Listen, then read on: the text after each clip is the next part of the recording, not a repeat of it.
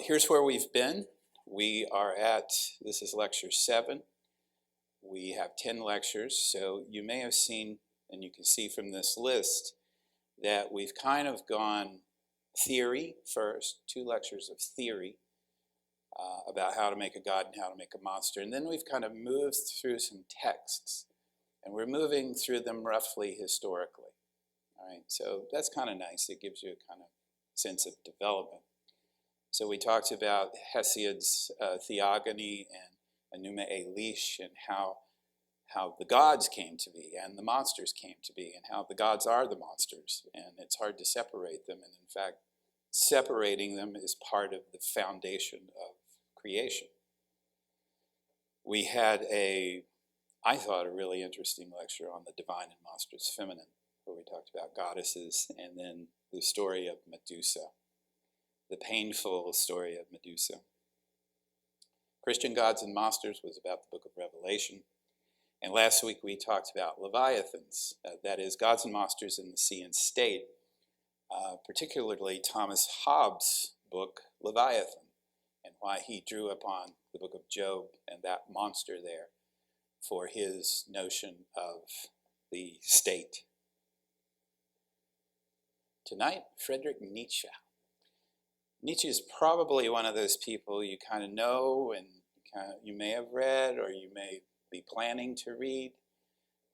So tonight I want to lead you through Nietzsche, and this is 19th century. He died in 1900, in fact, as you can see there. So you can see we're kind of moving up into the contemporary world. Hobbes is 17th century, so 1651. So that's the modern world, and Nietzsche kind of represents the end of that modern world, moving into the 20th century. By the way, the artwork tonight is from an artist named Lena Hades, which I don't know if she made that up, but it's genius if she did. An artist named Hades. And I read a bit about her. She's Russian. She's gotten in trouble with Russia many times. And she created this series on Thus Spoke Zarathustra. So this is all her artwork tonight. So Nietzsche was the son of a Lutheran minister. He's universally misunderstood. I don't mean like he's a rebel without a cause. I just mean people don't get him because he's he's kind of monstrous, frankly. And so people will put him in a cage, in a pit. We've seen that move in our discussion so far. You have to keep the monster contained. You may know him as the intellectual foundation of the Third Reich. That's absolutely wrong. He despised German nationalism. He despised anti-Semitism, and he also despised Christianity. Probably despised Christianity the most. It was his sister who became the executor, his literary executor, who was a fascist and a Nazi, basically, and used his writings to help promote that ideology. Thus Spoke Zarathustra was published in 4 parts over 1883 to 1885. It is his main work. That's not strong enough. It is his culminating work, although he has works after it. Not many, but this is his work. This is the book he wants you to know, and the book that represents him. It is a philosophical novel, and it's a wild ride. Hard to read, but we'll see why and why it's worth reading. This is from the book right before that. In fact, he had already started Zarathustra after he finished the Gay Science. And he kind of introduces Zarathustra at the end of the Gay Science. And this is what he says. God is dead. God remains dead, and we have killed him. How shall we comfort ourselves, the murderers of all murderers? What was holiest and mightiest of all that the world has yet owned has bled to death under our knives. Who will wipe this blood off us? What water is there for us to clean ourselves? What festivals of atonement, what sacred games shall we have to invent? Is not the greatness of this deed too great for us? Must we ourselves not become gods simply to appear worthy of it? How amazing is that, right? That's preparing you for Zarathustra. So, what is Zarathustra? Like I said, it's a philosophical novel. It's named for Zarathustra, who, if you were here in the last course, last fall, you would know what the name refers to. It's the founder of Zoroastrianism, whose Greek name is Zoroaster. Okay? Why choose Zarathustra? Zarathustra was a pivotal figure in religion, even though you don't know about him. And the religion he founded, you may not know about, Zoroastrianism. But it is the religion that really inaugurates the notion of good and evil and how good and evil extend into the afterlife in heaven and hell. This is not a Jewish concept originally. And then Christianity and Islam come after Zoroastrianism, and they borrow from it directly. So Zoroaster is the person who introduced, all that stuff that scared the hell out of you when you were a kid. Zoroaster did that. Heaven, hell, eternal punishment, eternal damnation, or eternal life. Although Zoroaster wouldn't keep people in hell forever. He says eventually everybody gets out. And this notion of where you go in the afterlife is based on your deeds. It's based on good and evil. So Zoroaster has the old Persian god Mithra there after you die, and Mithra will weigh your deeds, and you'll either go this way or that way. That's Zoroaster. That's Zarathustra. So Nietzsche chooses Zarathustra. Why? Because he wants to do the opposite. He wants to go beyond good and evil, which is the title of another of his books. He wants to transvalue, he calls it, transvalue all those values of good and evil and of the religions we've come to know. The title, Thus Spoke Zarathustra, right, is intended to be a biblical or sacred text parody. And if you read the text, you'll see immediately that it's a parody of the Bible.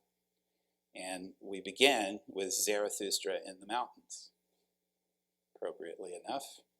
He comes down. By the way, he retreats to the mountains at 30. Those of you in the World Religions course will remember that weird things happen at 30 for men of a certain age and time. Nietzsche does that deliberately. Zarathustra is 30 when he retreats to the mountains, and this is a beautiful book in so many ways. It is said that he carried his ashes, his own ashes, into the mountains. I love that image, right? He's dead to the world, and so he carries his ashes into the mountain.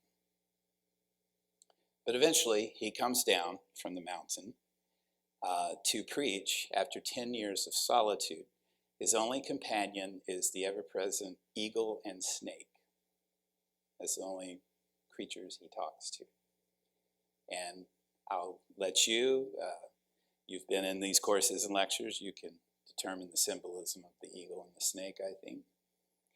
So what this is, Thus Spoke Zarathustra, is really a New Testament. It's a modern New Testament.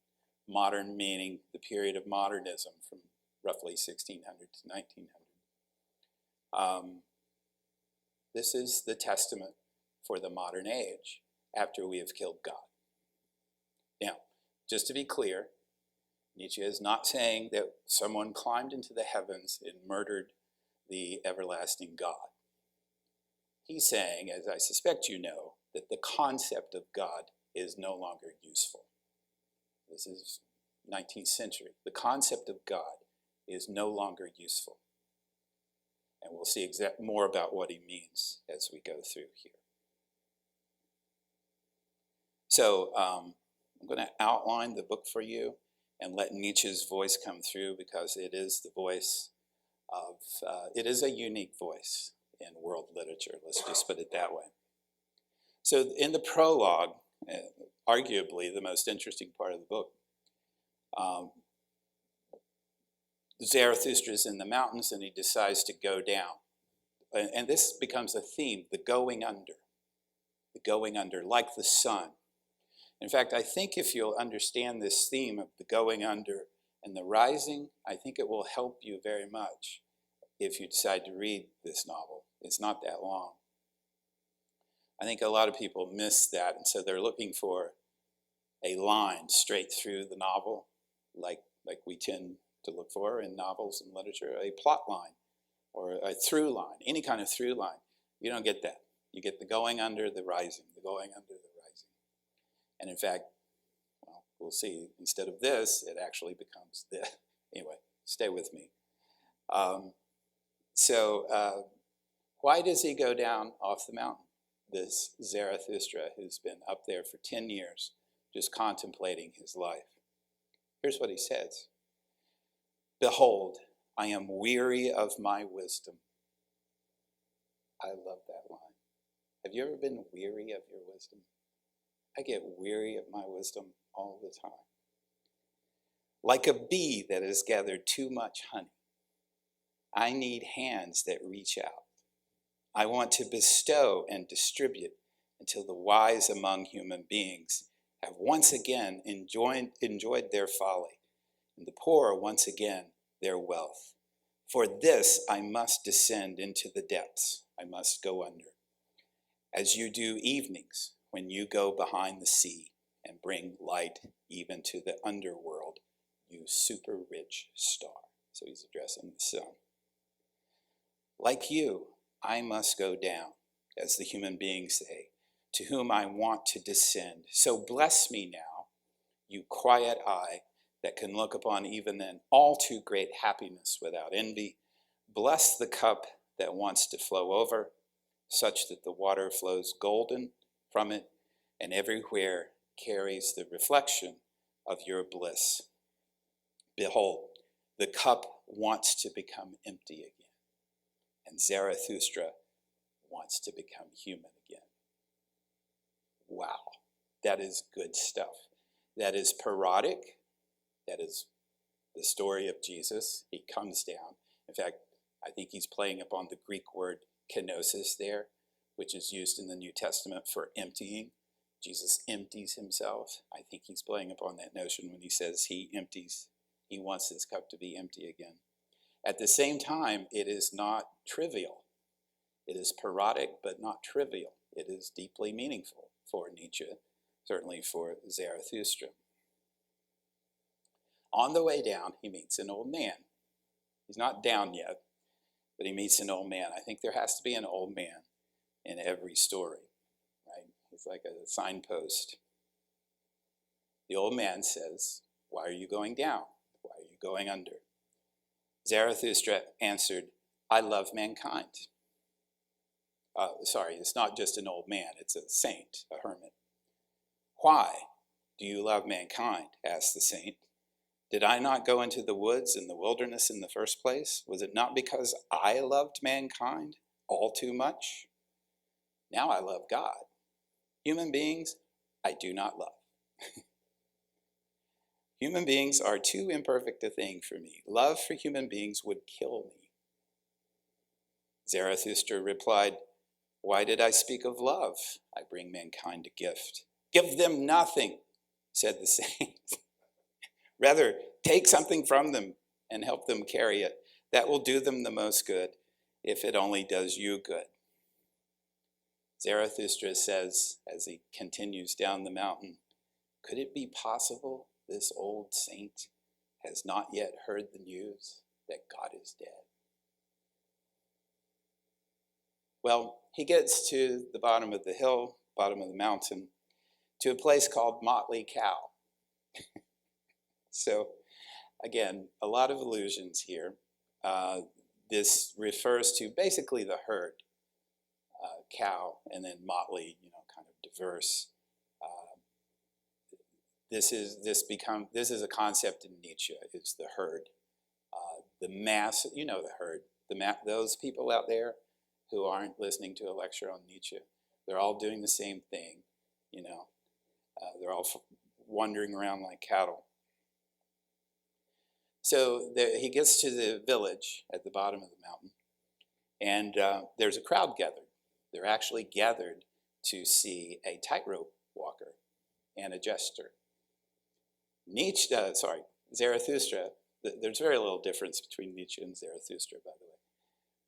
Zarathustra decides this is the perfect time to teach them about the Superman, or the Übermensch in German, the Overman. Okay, you can already tell this is a bad idea, right? So he's wandering into this crowd, prepared for entertainment, and he's about to teach them what he's learned from 10 years on the mountain with his eagle and snake. Here's what he says. I teach you the Overman. Human being is something that must be overcome. What have you done to overcome him? Mankind is a rope fastened between an animal and an overman, a rope over an abyss. I say to you, one must still have chaos in himself in order to give birth to a dancing star. I say to you, you still have chaos in you. Okay, does not go over well. People basically ignore him. Zarathustra is crushed. He spent 10 years developing this message, and they just turn away from him. Instead, they turn toward the tightrope walker, who begins his walk, and there's obviously heavy symbolism here, but he begins his walk. The wire is stretched between two buildings, and again, this is mythological, not logical, so I'm not sure how this actually is supposed to work, but a jester, the fool in the court, there's always one. We need the fool, the trickster. He comes out and starts taunting the tightrope walker. He says, I can do that better than you, and watch this, and he starts dancing and eventually jumps over. He jumps over the tightrope walker. So the poor guy's like, and the fool's jumping over him. Well, of course, the tightrope walker is distracted and falls and is severely injured. Lands right at Zarathustra's feet. And wakes up, in his last dying throes and says, why you? Why am you going to be the last thing I see? And Zarathustra, has some philosophical words for him that make no sense. And so, I'm not going to tell you everything that happens, but basically the tightrope walker dies. Zarathustra carries him off into the woods so he can die. But not before. Zarathustra has a word to the herd. To the herd, he says, again, one must have chaos. One must have chaos. Remember, we've talked about chaos a lot here. In oneself, in order to give birth to a dancing star. In fact, you'll see this quotation. You may have seen this on refrigerator magnets or something, or maybe bunk, but I don't know. You see it around. The other one from Nietzsche is, that which doesn't kill us makes us stronger. Right? I say to you, you still have chaos in you. Beware. The time approaches when human beings will no longer give birth to a dancing star. Beware. The time of the most contemptible human is coming, the one who can no longer have contempt for himself. Behold, he says, I show you the last human being. Okay. What he means by that is that it's a kind of apocalyptic note, that humanity is at an evolutionary stage in its development from apes to Overman, Übermensch, Superman. Superman's the next stage. If you don't take humanity, don't take this next evolutionary step, you're done. You are the last human being. In fact, this notion appears again and again, that Darwin had just been published during this time. So it's this notion that we've come from apes. Where are we going? Is this it? Is this the pinnacle of evolution? There are 3 stages to human beings. There is the camel. You know the camel. Why does the camel exist? To carry shit. That's all the camel does, you know. That's all you do. You just carry shit around, right? Most of us are camels. They carry burdens, you know. They're not predators, right? They're at the complete service of a master. That's you. That's me. The next stage, the next symbol for human development is the lion. Lion eats a camel, right? Lion is fierce. Lion is self-determined. Lion is a predator. Lion is going to get what it needs and take what it wants. That's the second stage. That's not the final stage. I think maybe you've experienced the lion. If you've experienced the camel, we've all experienced the camel. We're trained to become animals. But if you've experienced the lion, it's pretty awesome, right? You go after what you want in life and forget the herd. I'm not part of a herd anymore. I may be part of a pride, you know, a group of other lions where, you know, we might hang out together a little bit. Basically, I'm on my own. The third stage, I love this, is a child. The third stage is a child. What is it about a child? A child has no conscience. None. A child is full of joy and dancing and music and light. That's where we're headed, to be a child. We start as a camel. We're headed to being a child. This is, of course, the symbolic development. I think maybe you're kind of waiting for this slide. And this happens in part 1 in the speeches. So Zarathustra starts giving speeches. And this is basically what he says. Rejection of all metaphysics. Be faithful to the earth, right? What's metaphysics? It's above physics, right? It's notions of God and ultimate Platonic forms and absolute truth. No, be faithful to the earth. The body is the center of your world. It's the center of your life. It's the center of your will, your body. That, you know, you do not talk about the body in philosophy. You do not talk about it in theology. The body is a problem.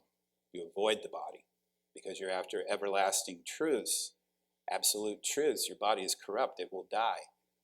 It's mutable. It changes. You don't want anything that changes. No. Nietzsche wrecks that. The body is the center because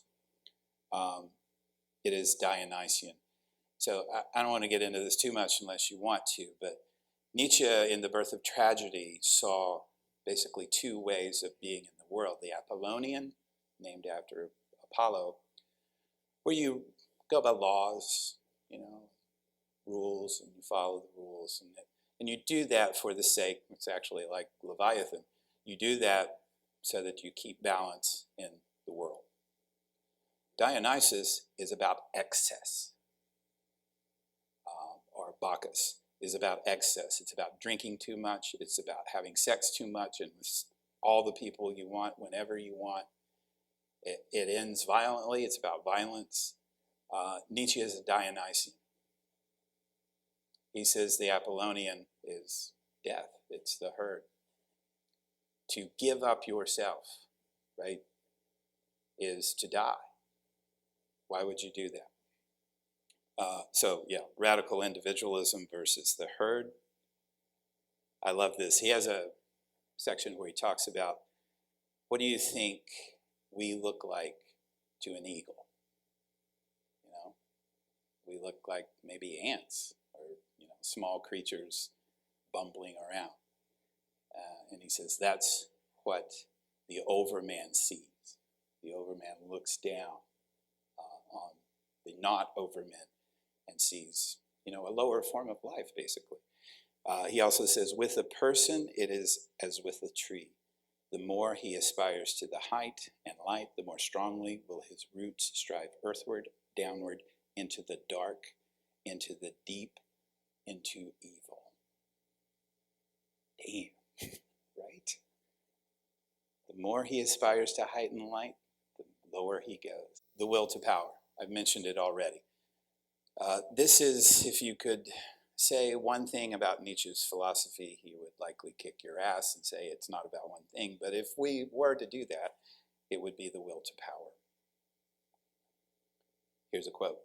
Courageous, unconcerned, sarcastic, violent. Thus wisdom wants us.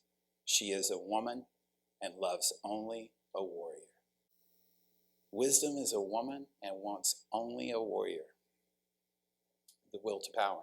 If you do not have the will to power, you do not have the will to live.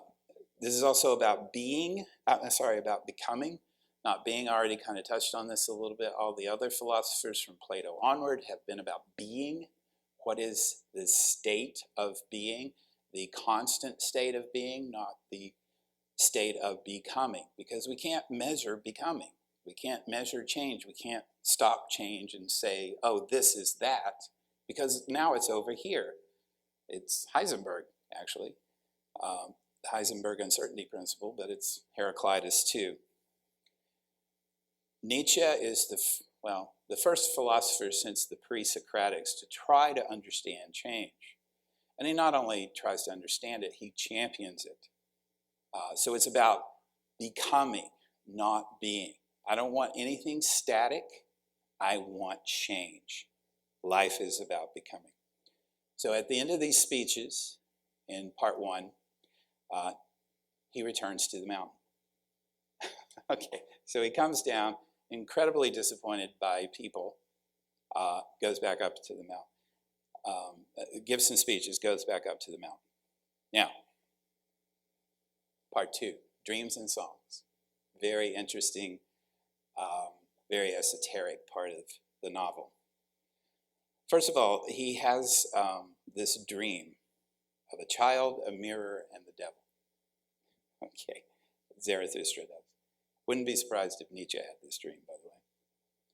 One morning, Zarathustra woke already before dawn, reflected for a long time on his bed, and at last spoke to his heart. Notice the communion is with him. There's no other communion. What frightened me so in my dream that waked me, did not a child approach me carrying a mirror? O Zarathustra, spoke the child to me, look at yourself in the mirror. But when I looked in the mirror, I cried out, and my heart was shaken, for I did not see myself there, but a devil's grimace and scornful laughter. Indeed, all too well, I understand the dream's sign and warning. How do you think he interprets that dream? How would you interpret that dream? If you looked into a mirror and you did not see yourself, a child brings you a mirror. You did not see yourself there, but you saw a grimacing devil.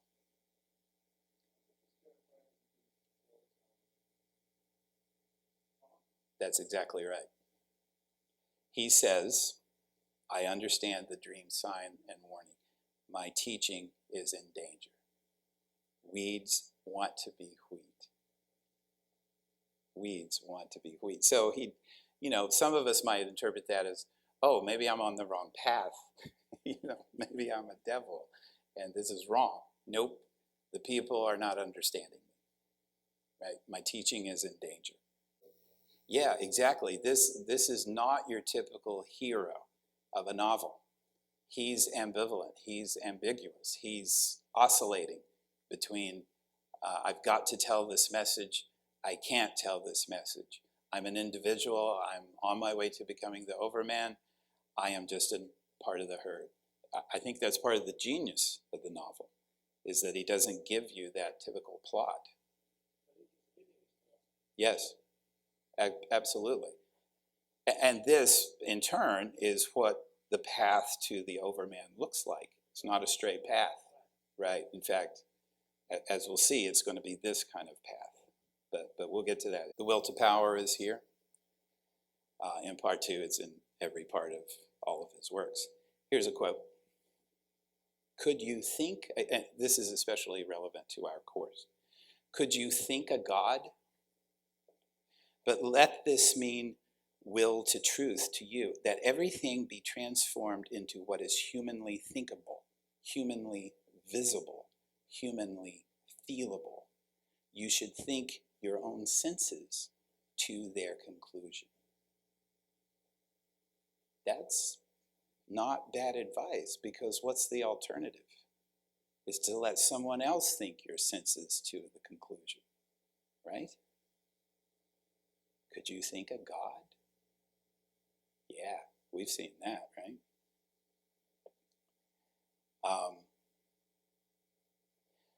I'm going to skip the songs here, except to say that the way he recovers from this dream and from this crisis is to dance, right?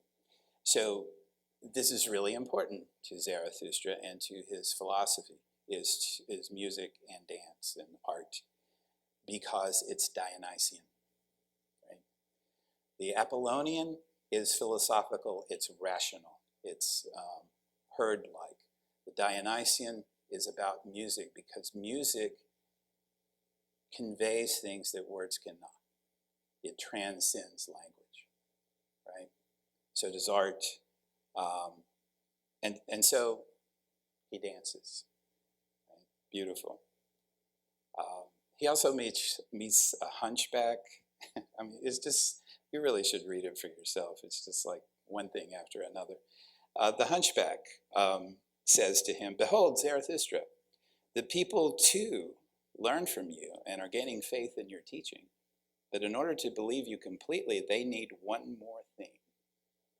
You must persuade us cripples." Okay. And the hunchback says Zarathustra talks differently to his disciples than he talks to himself. That's a brutal critique.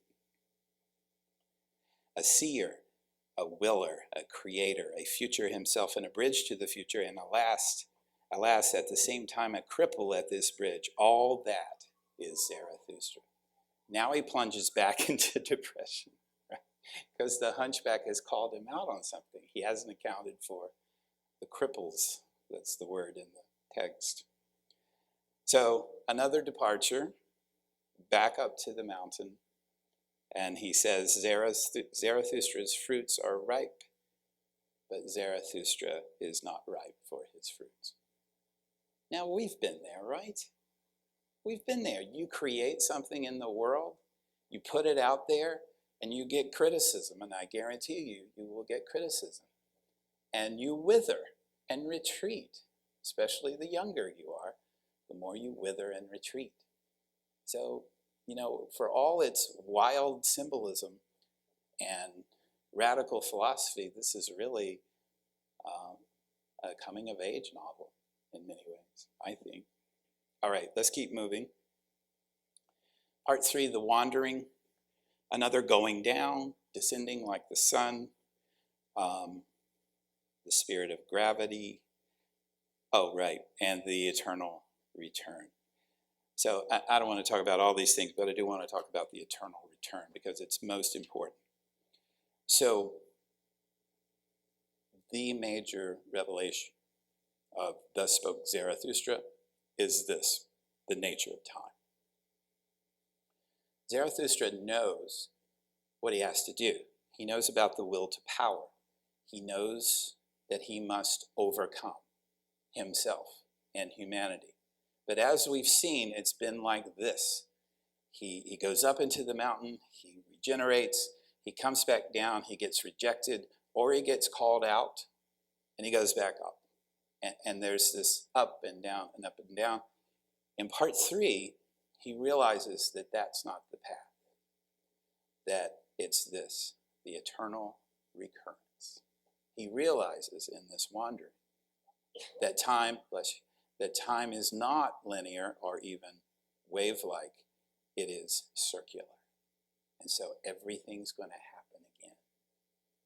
Everything's going to happen again.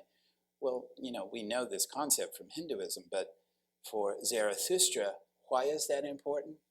Because it relieves him of his burden of being right, of being heard, of being followed. It doesn't matter. It's going to come around. Eternal recurrence, not just one recurrence, eternal recurrence. So this is, the notion in theoretical physics right now that we're a hologram, or that there are multiple universes, or all these ideas. When you think about that we might be a hologram, or that there might be multiple universes intersecting, or if you read about dark matter or any of that, I think the initial response is maybe a little fear and wonderment, but eventually it's got to be relief, doesn't it? Relief. You're not burdened by your own timeline. And if we live by anything, it's with a plot for our life that leads to a plot in death.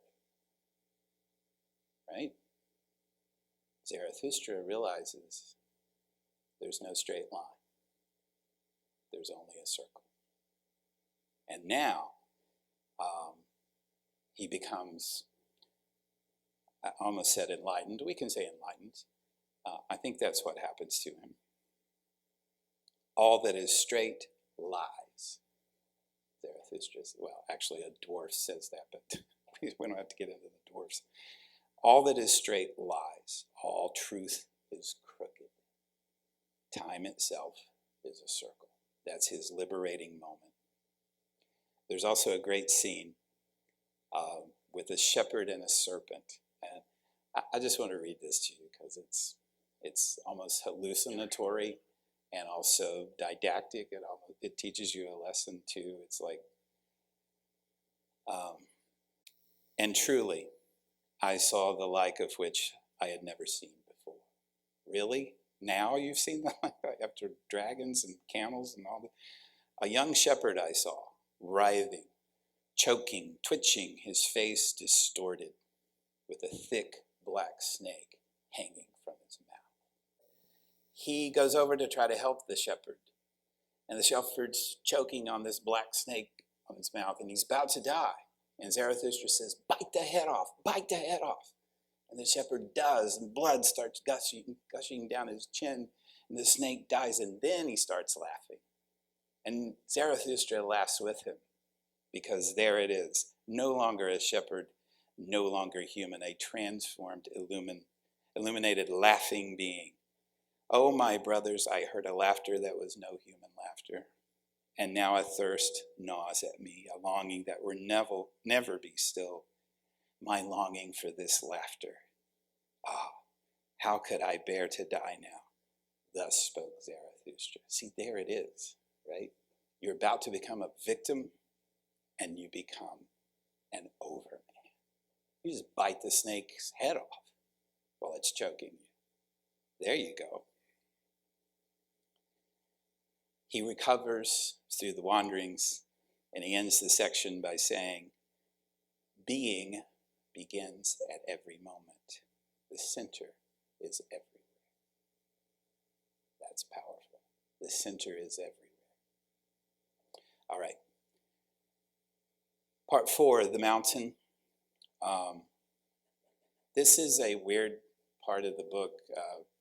Scholars think maybe it was the start of another book and it got tacked on here. But this is Zarathustra as an old man. He's still on the mountain, still up there on the mountain with his eagle and snake.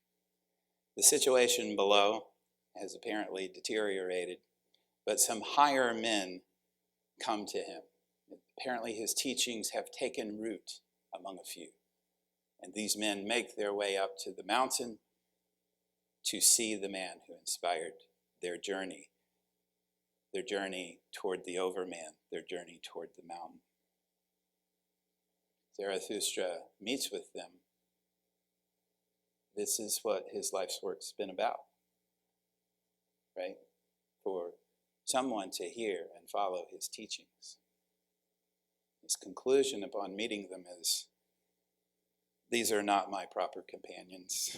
It is not for them that I wait here in my mountain. Another disappointment, except by now it's not quite the disappointment it was before, because there is no center. Right? Time is a circle. Truth is crooked. And then he decides he has to go down again. Another going down, going under. He left his cave, glowing and strong as a morning sun that comes out of dark mountains.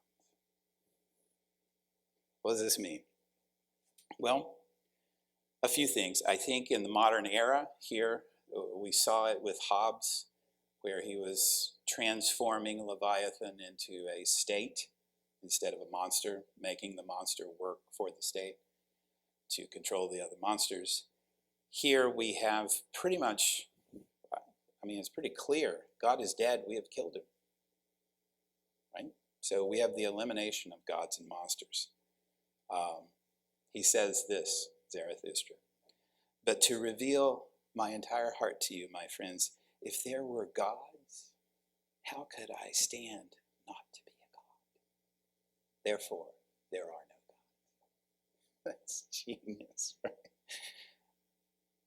If there were gods, how could I stand not to be a god? Therefore, there are no gods. Now, this is still parodic. This is still parody, because if you've ever studied philosophy of religion, you may recognize Anselm's ontological argument there. God is that being than which no greater being can be conceived. It is greater to exist than not to exist. Therefore, God exists. God has just been proven to you. You don't seem to appreciate that. This is a parody of that. If there were a God, how could I stand not to be a God? Therefore, there are no gods.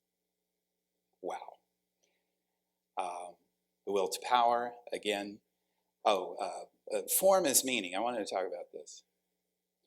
One of the innovations of Thus Spoke Zarathustra is that it's a novel.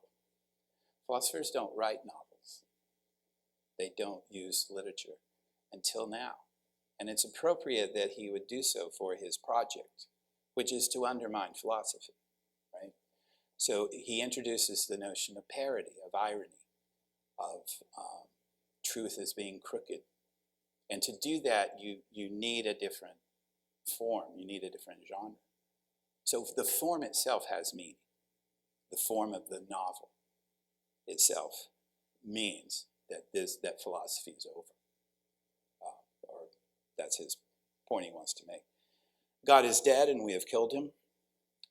I don't think that's really a problem for most people.